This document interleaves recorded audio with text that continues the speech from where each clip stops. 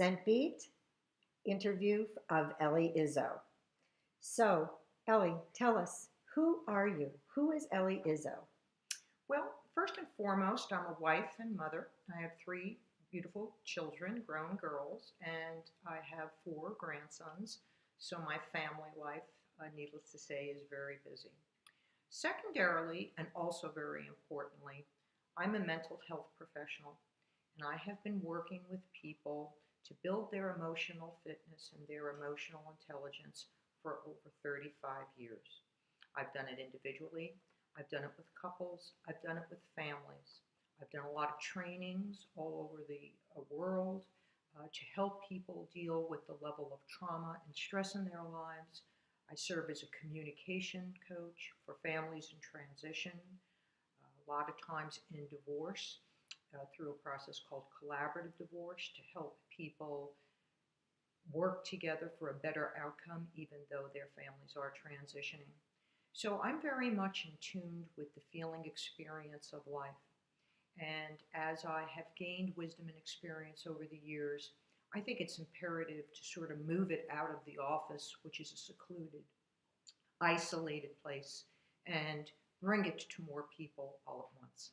So, can we do a little bit of searching about you? Maybe you could tell us about growing up in New York. You were born to an Italian mother and father. Maybe you could give us a little sense of what that was like and your siblings.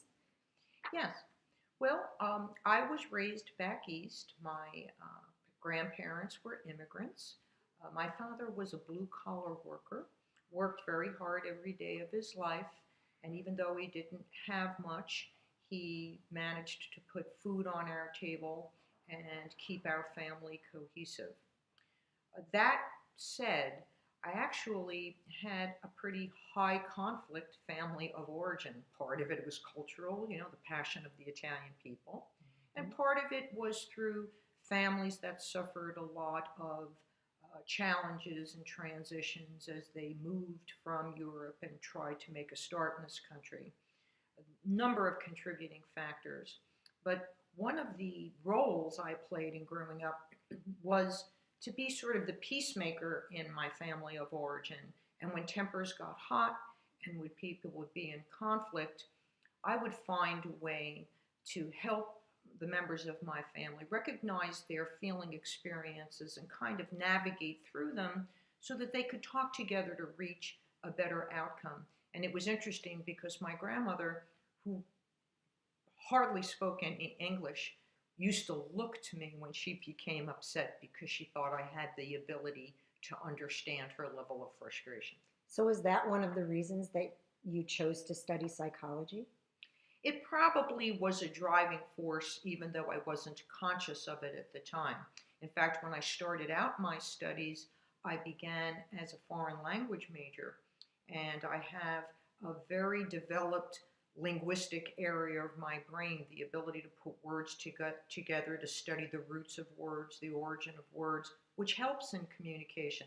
But as part of my um, first 2 years of studying, I was asked to take Psychology 101. And so when I took that class, I got more or less hooked, and then everything shifted for that. Uh-huh. So, when you think about your siblings, how many siblings did you have? I have two siblings. I have a sister who is 5 years older than me, and I have a brother who's 9 years younger than I. And it was very interesting in my family to live with siblings that had such a space of years in between. So we never really had a lot of sibling rivalry in my family.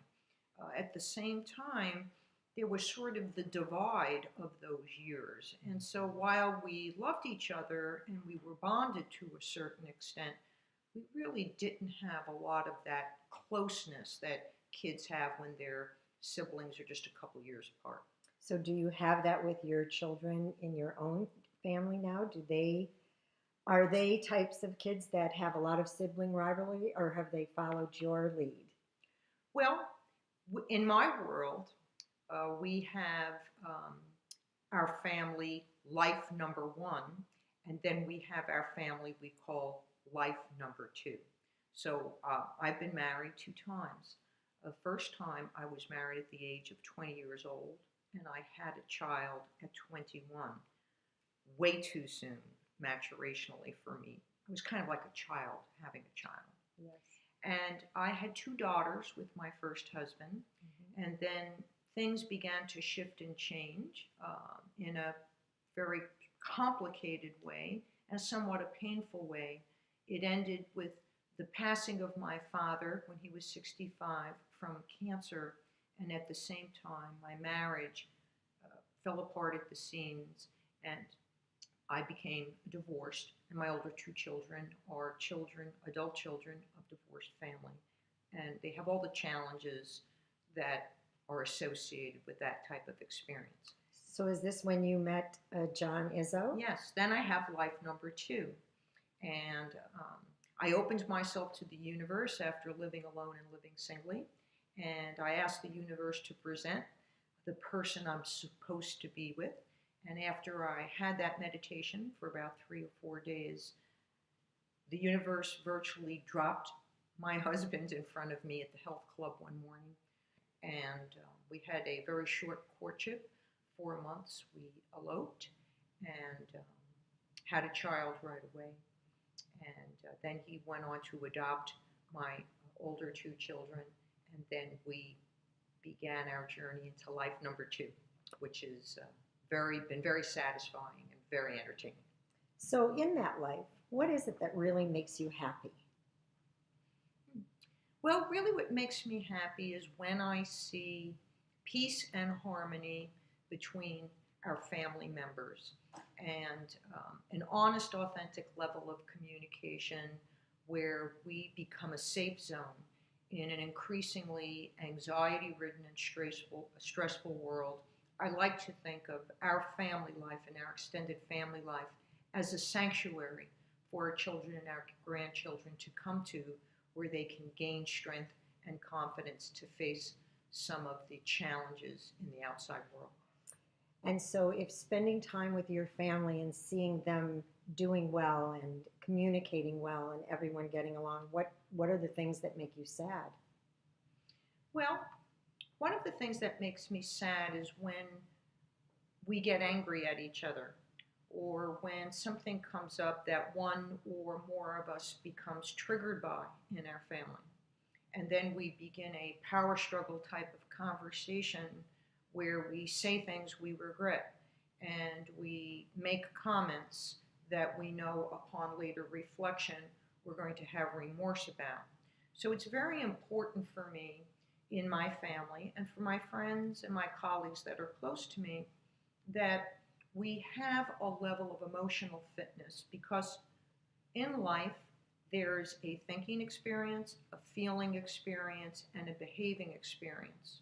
When we are not in touch with our feeling experience, our thoughts can get really screwed up, and then our behaviors can go south. So that sounds like psychology. So are you still practicing psychology? Well, no, actually, last year I decided, after 35 years, not to retire, but to rewire.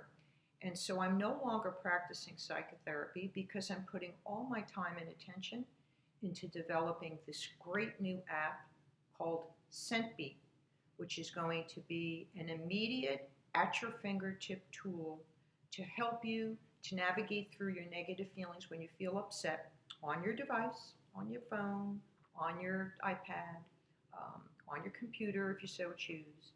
And you can, if it's on your phone, you can just simply click on it and it will take you through 3 steps so that you can identify and get in control of your intense negative feeling experience and get on top of it, feel in control of it, understand it, and then shift your behaviors so you can use those feelings to sort of create a better outcome in any given situation. Well, that sounds like something that the world could use, considering what's going on. I'm wondering, when can we expect to see Sentbeat coming out for people to be able to use it? Well, we're expecting the soft launch of Sentbeat to be coming out toward the end of January. We have developed a small group of beta testers that are going to get it and work with it and do their thing with it, and then let us know how they like it, what's good about it, what needs to be fixed, how we might improve it. We're going to take that feedback to heart very seriously, put the finishing touches on it. So I'm thinking by spring, we're going to spring into Sentbeat, and we're going to offer it to everyone. So, what led you to create an app such as this? Well, there was two things actually. The first thing was came out of a source of frustration when I would be working. People would come in for their coaching meeting or their counseling meeting, and they'd sit at my office, um, not a cheap hour, cost plenty to come and meet with me.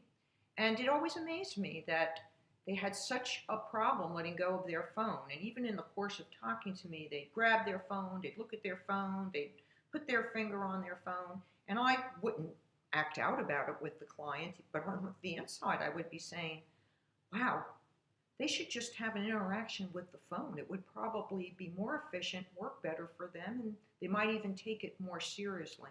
So that was rolling around the back of my head.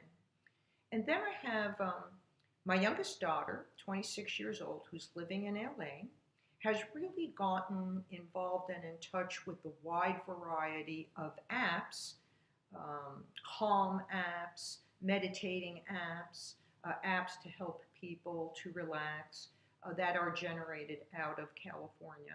And she suggested to me one day that I might develop an app because she thought that I had a lot of skill at helping people to take down their anger and their frustrations at things. So, when you were creating this, what types of challenges did you face? Because it seems like a daunting task. It's overwhelming. In fact, sometimes I can't think about it too long because if I think about how daunting it could be, it becomes a little bit hard to take action and to go to work on it. The first task we had to face was developing an algorithm, which is a function of how we were going to set up the inquiry on the app so the user would be able to put in a very limited amount of information, yet the app would be able to intuit and reflect back for them where they're struggling on a feeling basis. And then what came next when you had, after you did that, which obviously must have taken a tremendous amount of time and technical expertise? Yes, once we developed that algorithm, then we had to set up the bones or the brain, if you will, of the app. And we had to work with our developer, Alfred Bentley, who is creating the brains of the app, to set up all that content and all the reflecting statements for our users in a way that is computer savvy. That's not my strong suit. So you have a team working with you then? Yes. We have our Officer of Operations, Vicki Carpel-Miller. She's a trusted colleague of mine I've worked with for decades, and we have written books together. We train together. We work in helping families in transition together. We have helped people in trauma, and she is an astute business person as well, and helping to create a buzz and an identity for Sentbeat. We also have a director of social media. His name is John Paul Maximilian. He lives in Canada and has been absolutely stellar in getting our start in social media, creating a buzz on every level of social media, Twitter, Facebook, Instagram. He is articulate and fully fluent in those mediums where, I'm just really learning to cut and paste on a text. Right. So he really knows what he's doing and highly, highly skilled and greatly respected in the field. Alfred Bentley is our Director of Technology, and he is the person who is doing the coding, developing the application to make it as user-friendly and easy to understand. And we also have our director of marketing and our financial director, Mario Pasalaco, who has helped put the team together and is leading us in a way to bring Sentbeat to the most people. So, what do you think about Sentbeat will make it so successful? What is it that people need that this app is going to fill? I really like that question. So, if you think about it, have you ever thought of the interchangeability of the word tissue with Kleenex? Kleenex is a brand. And so many times you ask for a tissue, but you'll say, "May I have a Kleenex, please?" So my wish and my vision for Sentbeat is that it becomes a tool that is a calming tool, an insightful tool, an emotionally intelligent tool that people would use uh, as it stands on its own. Oh, I feel upset. I need a Sentbeat today. Or, wow, that person is really mad. I need Sentbeat. Or, I've been so low lately. Let me get my Sentbeat. Maybe it'll help me to pick up my mood. That's my vision. Okay, so people will use it when they're feeling a particular feeling negative, I'm hearing. So they're feeling sad or they're feeling afraid. Well, this is a very important question that you ask, because our intense emotional feelings tend to arise from the right-hand side of our brain. And for many people, they're very familiar with the intense feeling of anger out as, being aggressive, nasty, irritable, or anger in, having a very low mood, being blue, being depressed. What we want to help people understand is that those two extremes of either being very angry or depressed actually cover three other very important feeling states: feeling sad, scared, and embarrassed.